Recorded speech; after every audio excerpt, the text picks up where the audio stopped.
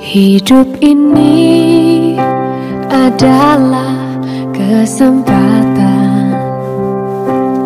Hidup ini untuk melayani Tuhan. Jangan sia-siakan. Pada masa itu, bagian-bagian daripada kitab Musa dibacakan dengan didengar oleh rakyat. Didapati tertulis dalam kitab itu bahwa orang Amon dan orang Moab tidak boleh masuk jemaah Allah untuk selamanya, karena mereka tidak menyongsong orang Israel dengan roti dan air, malah mengupah Bileam melawan orang Israel supaya dikutukinya. Tetapi Allah kami mengubah kutuk itu menjadi berkat. Ketika mereka mendengar pembacaan Taurat itu, mereka memisahkan semua peranakan dari orang Israel. Tetapi sebelum masa itu, Imam Eliasib yang diangkat untuk mengawasi bilik-bilik rumah Allah kami dan yang mempunyai hubungan erat dengan Tobia, menyediakan sebuah bilik besar bagi Tobia itu. Sebelumnya, orang membawa ke bilik itu korban sajian, kemenyan, perkakas-perkakas, dan persembahan persepuluhan daripada gandum, anggur, dan minyak yang menjadi hak orang-orang Lewi, para penyanyi, dan para penunggu pintu gerbang, dan persembahan khusus bagi para imam. Ketika peristiwa itu terjadi, aku tidak ada di Yerusalem, karena pada tahun ke-32 pemerintahan Artahsasta, Raja Babel, aku pergi menghadap raja. Tetapi sesudah beberapa waktu, aku minta izin dari raja untuk pergi. Lalu aku tiba di Yerusalem dan melihat kejahatan yang dibuat Eliasib untuk keuntungan Tobia. Sebab bagi Tobia ini telah disediakannya sebuah bilik di pelataran rumah Allah. Aku menjadi sangat kesal. Lalu kulempar semua perabot rumah Tobia keluar bilik itu.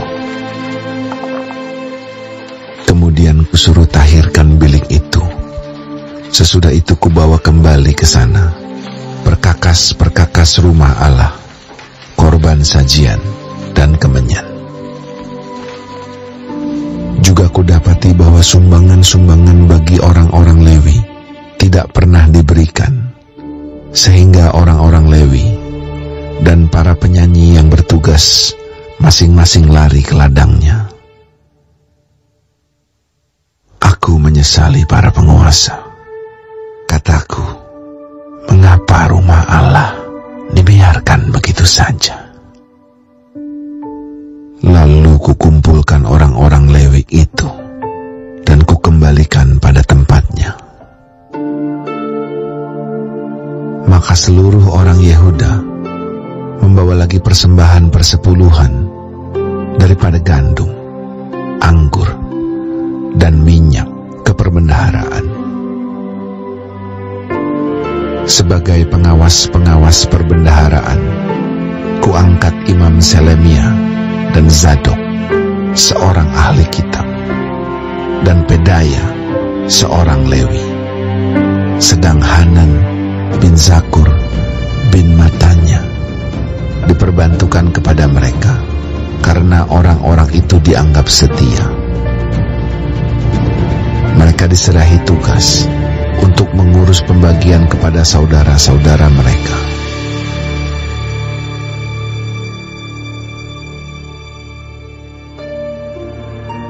Ya Allahku, ingatlah kepadaku karena hal itu, dan janganlah hapuskan segala perbuatan bakti yang telah kulakukan terhadap rumah Allahku dan segala pelayanan di dalamnya. Pada masa itu, kulihat di Yehuda orang-orang mengirik, memeras anggur pada hari Sabat. Pula orang-orang yang membawa berkas-berkas gandum dan memuatnya di atas keledai, juga anggur, buah anggur, dan buah ara, dan pelbagai muatan yang mereka bawa ke Yerusalem pada hari Sabat. Aku memperingatkan mereka ketika mereka menjual bahan-bahan makanan. Juga orang Tirus yang tinggal di situ membawa ikan dan pelbagai barang dagangan dan menjual itu kepada orang-orang Yehuda pada hari Sabat, bahkan di Yerusalem.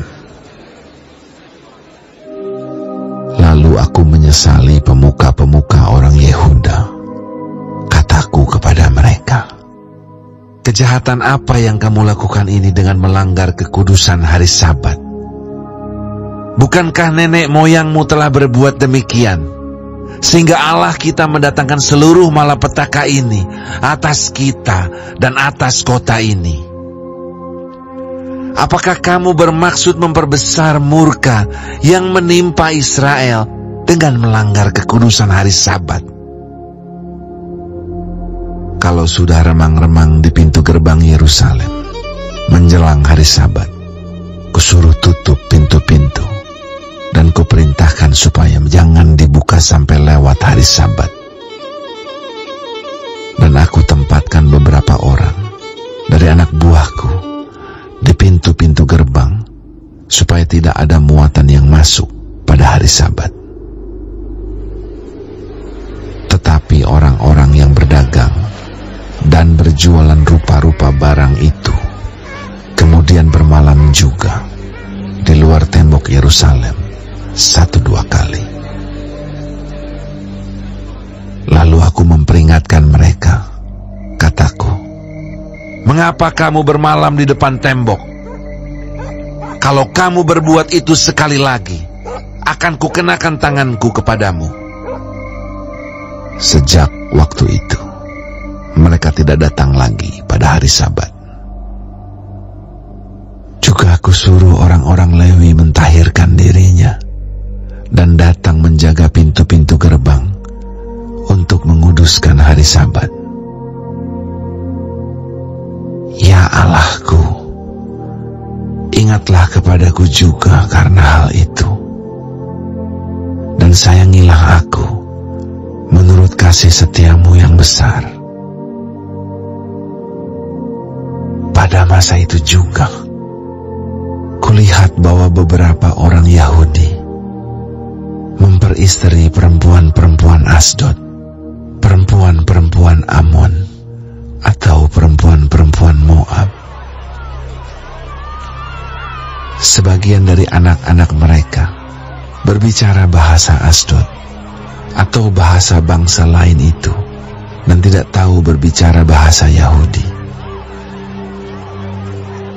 Aku menyesali mereka, kukutuki mereka, dan beberapa orang di antara mereka kupukuli dan kucabut rambutnya, dan kusuruh mereka bersumpah demi Allah demikian, jangan sekali-kali kamu serahkan anak-anak perempuanmu kepada anak-anak lelaki mereka, atau mengambil anak-anak perempuan mereka sebagai istri untuk anak-anak lelakimu, atau untuk dirimu sendiri. Bukankah Salomo, Raja Israel, telah berbuat dosa karena hal semacam itu? Walaupun di antara begitu banyak bangsa, tidak ada seorang raja seperti dia yang dikasihi Allahnya dan diangkat oleh Allah itu menjadi raja seluruh Israel. Namun, dia pun terbawa ke dalam dosa oleh perempuan-perempuan asing itu. Apakah orang harus mendengar bahwa juga kamu berbuat segala kejahatan yang besar itu, yakni berubah setia terhadap Allah kita karena memperistri perempuan-perempuan asing? Seorang dari anak-anak Yoyada bin Eliasib imam besar itu adalah menantu Sanbalat, orang Horoni itu. Oleh sebab itu, kuusir dia daripadaku. Ya Allahku, ingatlah bagaimana mereka mencemarkan jabatan imam, serta perjanjian mengenai para imam dan orang-orang Lewi.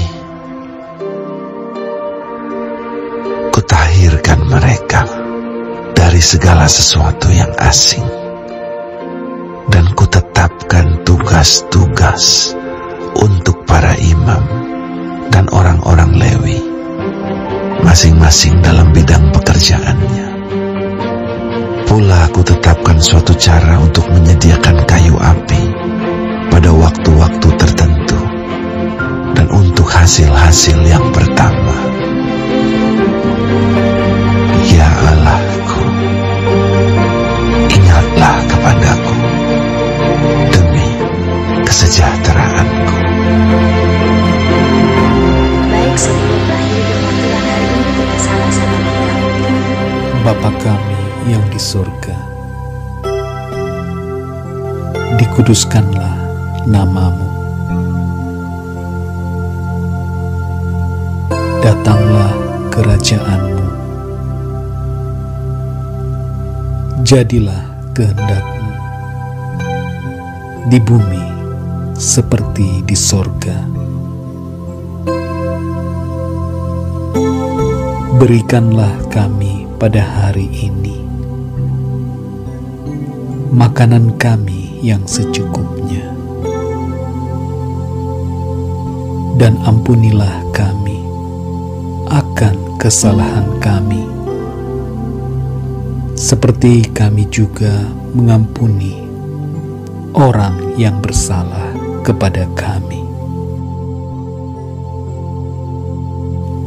Dan janganlah membawa kami ke dalam pencobaan,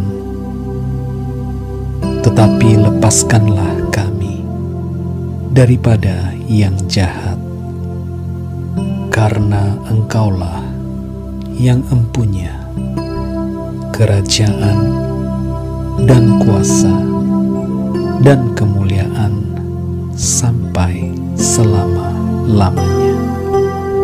Amin. Terima kasih pemirsa telah mendengarkan firman Tuhan hari ini. Sampai ketemu besok hari. Terima kasih. Tuhan